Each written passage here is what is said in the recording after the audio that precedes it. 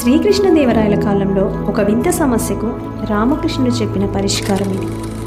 ఒకసారి విజయనగర సామ్రాజ్యంలో ఎలుకల విడద ఎక్కువైంది. రాజుగారు ఒక్కో ఇంటికి ఒక పిల్లిని, ఆ పిల్లిని పోషించడానికి ఒక ఆవుని ఇచ్చారు. పిల్లికి రోజు పాలు పోసి బాగా చూసుకోండి, అది ఎలుకలనే చంపుతుంది అని ఆజ్ఞాపించారు. అందరూ పిల్లులకు పాలు పోసి బాగా పెంచారు. కానీ తెనాలి రామకృష్ణుడు మాత్రం ఒక చిన్న ఉపాయం చేశాడు. మొదటి రోజు అతను పిల్లికి మరుగుతున్న వేడి పాలు ఒక గిన్నెలో పోసి పెట్టాడు. ఆకలితో ఉన్న పిల్లి ఆ వేడి పాలను తాగడానికి నాలుక పెట్టగానే ఆ నాలుక కాలిపోయింది. పిల్లి భయంతో పారిపోయింది. అప్పటి నుండి ఆ పిల్లి పాలను చూస్తేనే భయపడి పారిపోయేది. రామకృష్ణుడు ఆ పాలను తనే తాగేసేవాడు. కొన్నాళ్ళకు రాజుగారు అందరి పిల్లులను తనిఖీ చేయడానికి పిలిపించారు. అందరి పిల్లులు బలంగా లావుగా ఉన్నాయి, కానీ రామకృష్ణుడి పిల్లి మాత్రం చాలా సన్నగా ఉంది. అప్పుడు రాజుగారు ఆశ్చర్యపోయారు. అప్పుడు రామకృష్ణుడు అసలు విషయం చెప్పాడు.